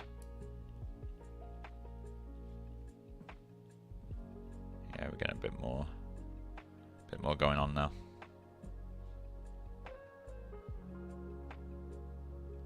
I wonder what medical videos you were watching. I can show some of them. I had a notepad at one point, but let me just search iris anatomy, because I can find there's 2 channels that I found really, really helpful. Like 2 channels that I kept going back to. So we have, 1 second.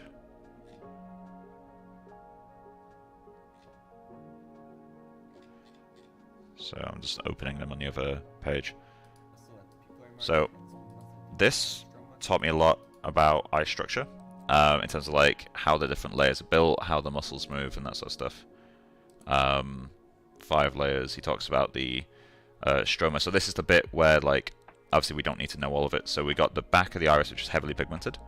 That I made as a geometry. And then on top of that, you got the stroma, which is basically like this kind of amorphous blob of stuff. So I just treated that as the second layer.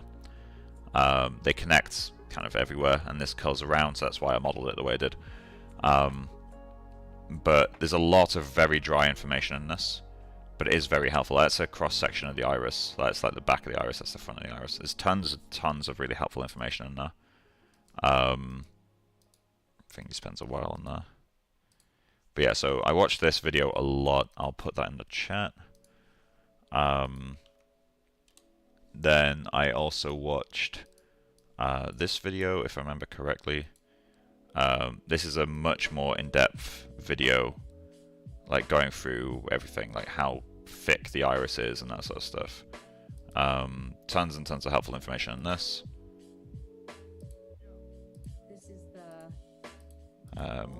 Then there's one woman that I need to find, because her videos are incredible. But let me just share that one as well. And then iris anatomy. Sorry, the limbus anatomy. This video. Her videos are fantastic. Eye care with Dr. Babita. Welcome to These are really good. To put that in there too. And she had a few quite good videos, if I remember correctly. Yeah, she has some really good videos.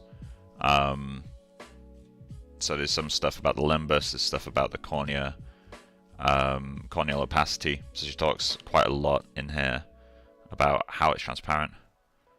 Anatomy of the cornea, anatomy of the human lens. Like, there's tons and tons of really good information on her channel. So this is all very applicable stuff to CG. Again, she never tells you anything about CG, but this is where like pure like experience comes in, right? Like you learn how to look at things, you learn how to approach shaders, and then you learn what's real, and you just mimic that. I understand that's not something that's very helpful, especially if you're new. Like you need to have established knowledge and look dev to watch stuff like that and like recreate it. But it's well worth the process, because it means that you can learn shit that other CG artists aren't doing publicly. Loads of people have done way more complex eyes than me.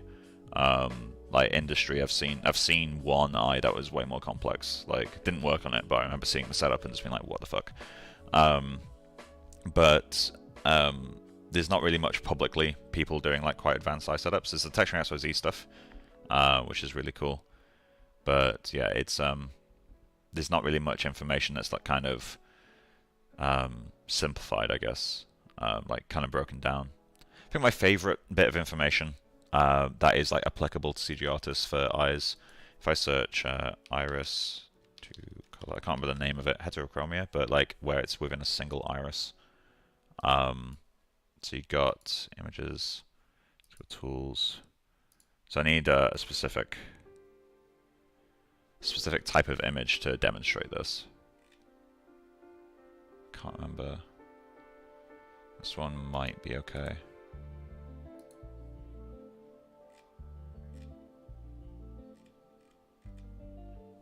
It's a bit too low res.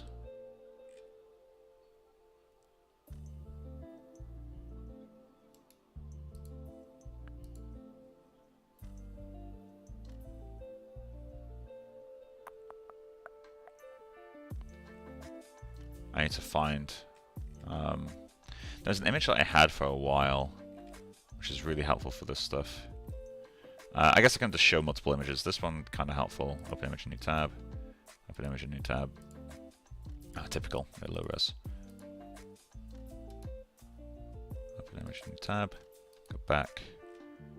And... open image, new tab. Is that the one that I already have? Yeah, it does. Okay, so applicable knowledge for so I just got some messages. Applicable knowledge for CG artists is eye color. Everyone fucking oversimplifies it, and I didn't realize I was doing the same shit until I really looked into eyes. So basically, eye color is also directly linked to its transparency. So the reason that I shade things as a volume, basically, if you look at this eye, we can see in these really deep blue areas all these extra like kind of like not veiny details, but like fibrous details. These like muscle fibers and all the other stuff. And you can see them wherever the eye is blue. You can see through and see those. Where the eye is slightly brown, you can see them a little bit, but not much. Like you can see through it a little bit, and then as it gets darker, you can't see it anymore.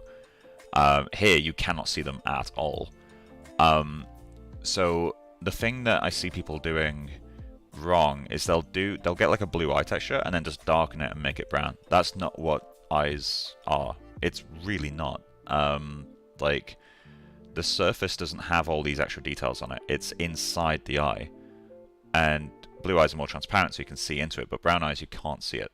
So when we look at a brown eye, you get more of this like spongy effect, because there's so much melanin in this eye, or in this iris, I should say, the stroma, that you cannot see the fibers inside it. They're still there. They still have an effect. Like you can see these like kind of effects here. That's not the fibers themselves. That's kind of the fibers distorting, like wrinkling the stroma over time. But whenever I see brown eye where someone's like painted on all these like tiny details, it's like, look, mum, I'm adding details. It's like that's not what the eye is doing. That's something that a lot of people do wrong.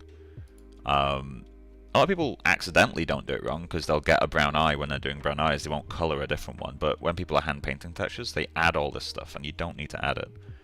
I was debating making a melanin-based eye shader at some point, like just a single input that drives a ramp just to change the color and density automatically.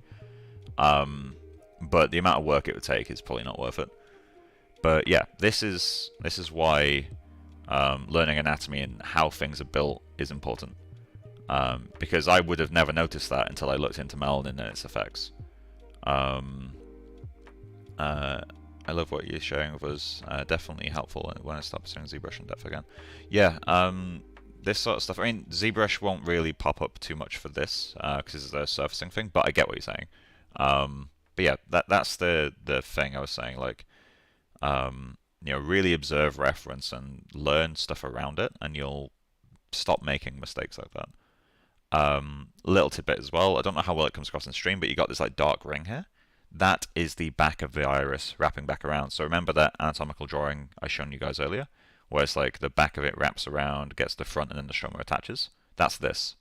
Some people have that more than other people. It's called a pupillary ruff.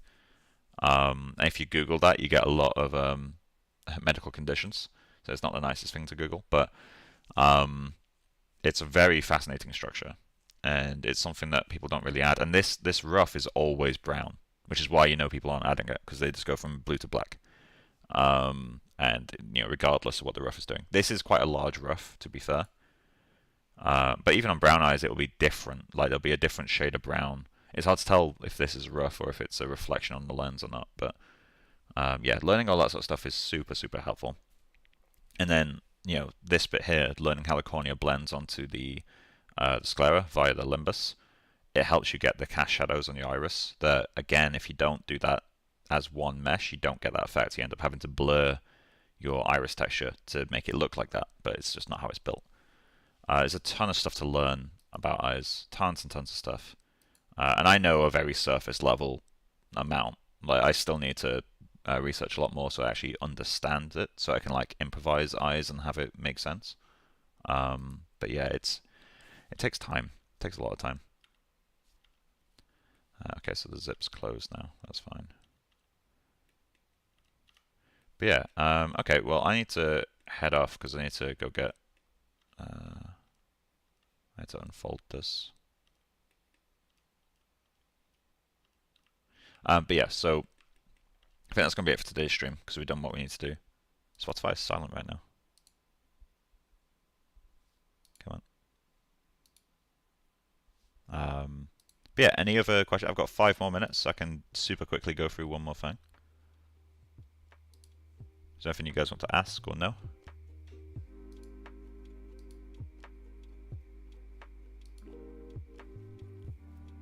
Yeah, as I said, I'll probably be streaming again tonight, just depending on what time I get home, because I do really want to keep this project moving. Like, we got some decent momentum last week, but I want to push that further. I want to really get it going. We still got quite a lot to figure out as well, like model-wise. Still got the shoes to do as well, which is going to be a bit of a nightmare. But yeah, I'll give you guys a few minutes. And if no one asks any questions, I'll end the stream at 12:15 down here.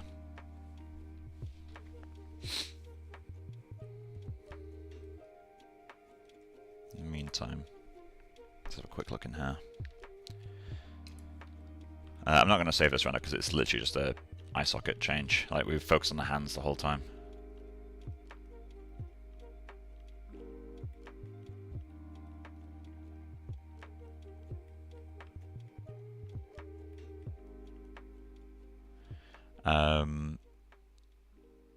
If you want to push this further, might as well become a character artist at that point. Yeah, and this isn't where I want it to be yet. Still quite a lot of work to do. The groom is also extremely simple right now. Like, there's not enough going on to make it visually interesting. Like, everything's side by side. We got this stuff at the front, which is cool, but like, this is just, it's too anisotropic, I guess. Like, there's not enough crossing over and interesting shapes. Have you ever wanted to model a movie environment? No, not really. I don't really like environment work, to be honest. It's just not my skill set, so I tend to avoid it. Prop work is fine, but like, I tend to avoid the other stuff.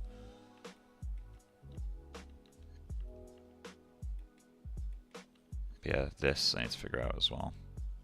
I also need to sculpt this is like, it's so weak. Have you seen Brave Creatures? Brave Creatures? No. Let's give him a search. Unreal Engine shot by NPC came out 18 hours ago. Hey, what's going on, y'all? Oh, this is a video breaking it down. I'm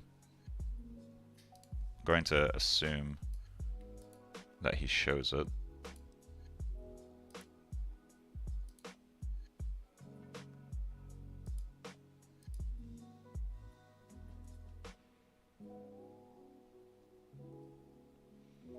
Yeah, Real Time's doing some fun stuff.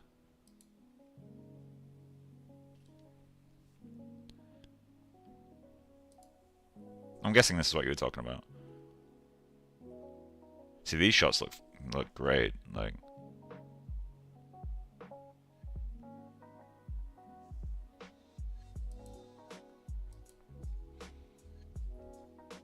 God, that's good.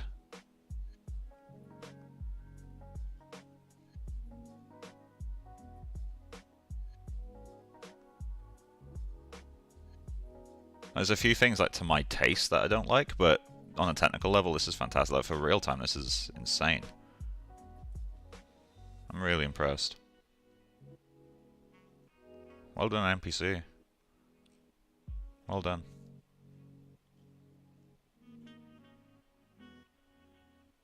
I love the eyes on this guy. They've always got a nice speck in them.